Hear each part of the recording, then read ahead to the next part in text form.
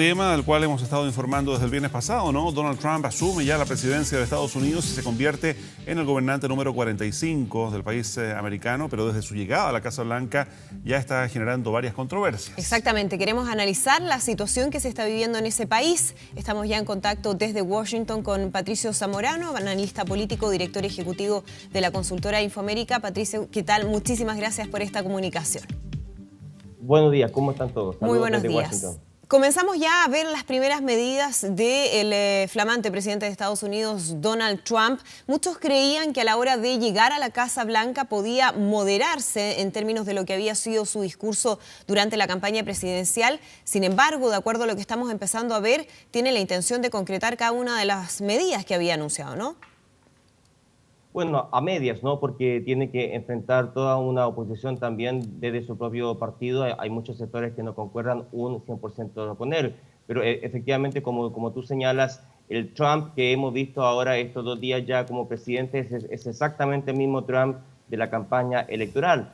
Ha señalado muchas informaciones bastante excéntricas, aún en su cuenta de Twitter. Está confundiendo la realidad con los hechos falsos en una situación extremadamente confusa. Por ejemplo, señaló que cuando comenzó su discurso el viernes pasado, su discurso luego de juramentar como presidente de los Estados Unidos, en una reunión que tuvo con la CIA, señaló que apenas él había empezado a hablar, el sol había salido en el cielo de Washington y que había parado la lluvia. En circunstancia que efectivamente fue al revés, empezó a llover cuando comenzó su discurso como presidente. También tuvo una confrontación muy fuerte con la prensa al señalar que había habido mucho más gente en el llamado mall frente a la zona de juramentación, cuando efectivamente fue muy poca gente a su juramentación, por lo que hemos visto por las fotografías, ¿no? Entonces Trump comienza su presidencia con todo este cúmulo de informaciones falsas, intentando convencer de lo que no existe, ¿no? Ahora, Patricio, buenos días. En términos de las medidas, ¿cuánto va a poder hacer y cuánto le van a permitir hacer? Ya esta mañana se ha señalado, pensando también en nuestra región, que pretende retirar a Estados Unidos del Acuerdo Transpacífico, el TPP, también revisar el tratado con Canadá y México, el NAFTA, e incluso ya hay una disposición concreta, una orden ejecutiva para suspender, por ejemplo, la compra de limones de Argentina por 60 días. ¿Cuánto podría incidir estas medidas que son parte también de las promesas para la región? Así es, él efectivamente, un poco para informar, el presidente de los Estados Unidos tiene muchas medidas ejecutivas y muchas de ellas son las mismas que ha aprobado el presidente Obama. Una de las razones principales de campaña de Donald Trump es retrotraer, es neutralizar la mayoría de las medidas que consideran no pertinentes del expresidente Obama, y una de esas tiene que ver con los tratados internacionales. Muchos de esos él los puede revisar en lo administrativo con un simple decreto, y eso es lo que está haciendo efectivamente, especialmente con el tema del NAFTA y especialmente con frenar todo el acceso de los Estados Unidos a la Alianza del Pacífico, ¿no? Entonces, efectivamente puede ejercer por decreto muchas de las medidas que ha anunciado en la campaña. Otras, sin embargo, necesitan la aprobación del Congreso, que hay que recordar está controlado, por lo menos en su mayoría simple, por el Partido Republicano, por su propio partido, y en ese sentido es posible que avance muy rápido en otro tipo de medidas simbólicas que podemos hablar quizás,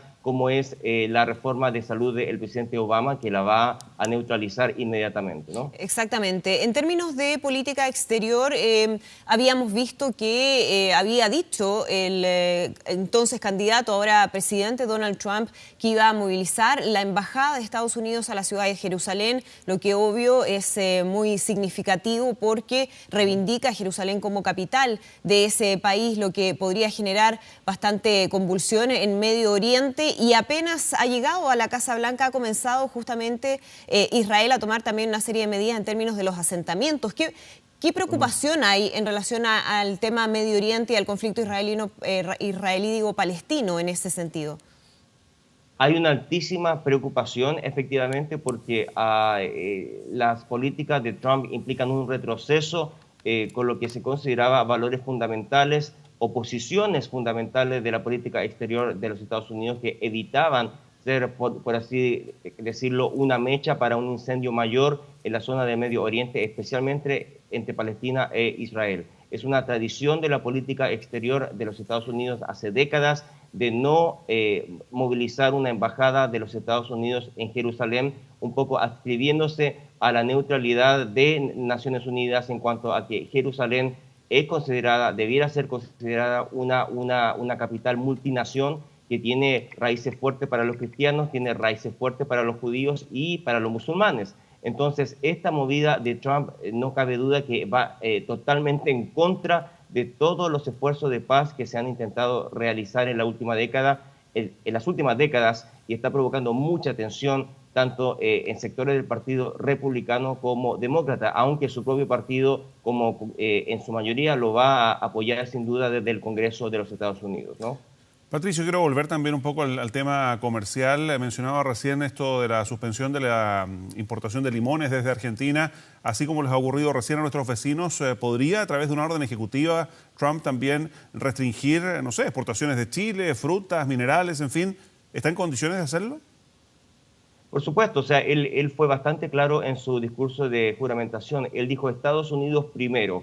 Lo que hay que ver un poco es cómo él, como hombre de negocios, cómo se va a enfrentar a la cruda realidad. Cuando él empieza a restringir la entrada de este tipo de productos, materias primas, no solamente de América Latina, sino que de China, con toda la amenaza que hizo durante su campaña electoral. Si él cumple con esa promesa, los niveles inflacionarios de los Estados Unidos, que tienden a ser históricamente muy bajos, se van a disparar sin ninguna duda. El pueblo de los Estados Unidos, especialmente la clase media, está acostumbrada a cierto nivel de vida más barato, y todas estas medidas se consideran en el análisis internamente muy populistas, puesto que de implementarse un 100% van a afectar a la propia economía de los Estados Unidos. Entonces no hay ninguna claridad a qué se refiere, cómo lo va a realizar, especialmente China. China yo diría que es la preocupación más importante y no América Latina, en el sentido del volumen de productos extremadamente baratos que invaden los mercados de los Estados Unidos cada día, y considerando que China es dueña de casi toda de un gran porcentaje, de la deuda externa de los Estados Unidos, lo que va a presionar fuertemente la relación bilateral, ¿no? Claro, y habíamos visto también su prioridad, su preocupación por la industria de automóviles, su deseo de que volvieran las plantas fabricantes de automóviles a las distintas ciudades de Estados Unidos donde habían abandonado hace un tiempo, provocando un efecto en términos del empleo en esos lugares. Y hemos visto ya algunas reacciones de las gigantes de los automóviles a nivel mundial en relación a esta idea que tiene de que se vuelva a construir automóviles al interior de Estados Unidos. Bueno, el presidente Trump en este momento ha manejado ese tema de una manera comunicacional muy efectiva, porque efectivamente todas estas automotoras, especialmente las japonesas y por supuesto las de Estados Unidos, producen muchos autos ya dentro de los Estados Unidos. Ya venía una tendencia hacia la posibilidad de mantener mucha de la producción dentro de los Estados Unidos, o de vincular muchas de las operaciones que estaban fuera, especialmente en América Latina, México especialmente, dentro de los Estados Unidos. Eso es así, se ha digamos, generado mucho volumen de autos desde los Estados Unidos. Entonces Trump, digamos, falsea un poco la información cuando da la imagen de que prácticamente no hay autos que se generen dentro de los Estados Unidos. Eso no es así, y las automotoras sin duda también están reaccionando ante la amenaza que ha expresado Trump de implementar casi un 30% de impuesto aduanero a cualquier auto que se genere fuera de los Estados Unidos. Pero muchos de esos autos que se generan tanto en México como en Europa y en otros países están justamente destinados a los mercados externos.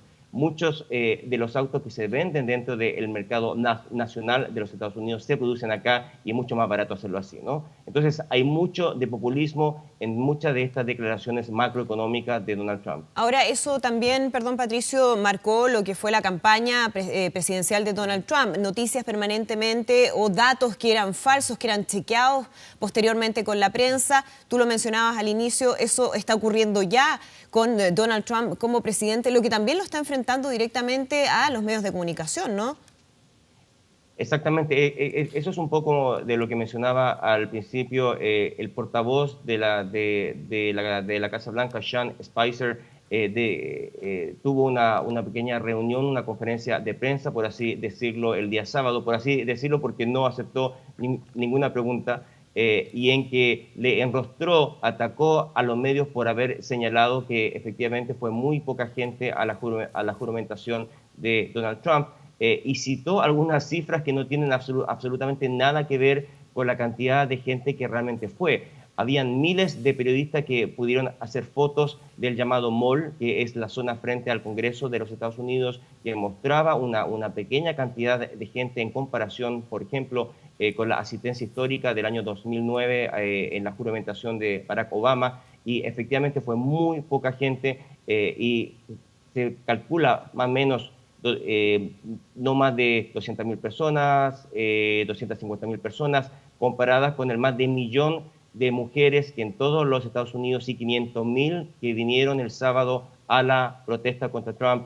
y que marcó sin duda un golpe comunicacional muy fuerte, y el equipo de Trump invirtió mucho tiempo el día domingo en los programas periodísticos para intentar justificar o atacar todas estas cifras, las fotos, los videos claros que muestran la verdadera cantidad de gente. Entonces, esta primera conferencia de prensa del día sábado marca una confrontación que sin duda va a ser bastante común en los próximos 4 años. Ahora, justamente en esa dirección, Patricio, ¿cuál es el impacto que estas protestas podrían tener en Trump? Porque al menos en su mensaje, digamos, una vez más en Twitter, él le responde diciendo que, claro, que vio las protestas, pero ¿por qué esta gente no fue a votar? O sea, como que las minimiza de alguna forma, e incluso a continuación envía un mensaje dando cuenta de la gran cantidad de gente, un récord según él, que vio la ceremonia de cambio de mando, esta ceremonia de inauguración, como lo dicen en Estados Unidos, a través de la televisión.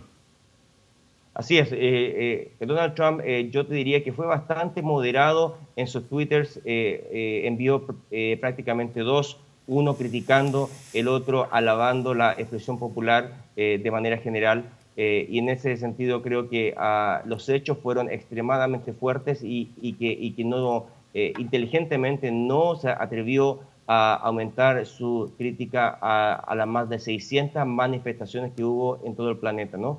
Esta es una manifestación histórica, lo que ha pasado el día sábado representa, yo diría, hay que recordarse que 3 millones de personas es la diferencia entre los votos de Donald Trump y Hillary Clinton. Hillary Clinton obtuvo 3 millones más de votos que Donald Trump, y por el sistema del colegio electoral el presidente fue Donald Trump.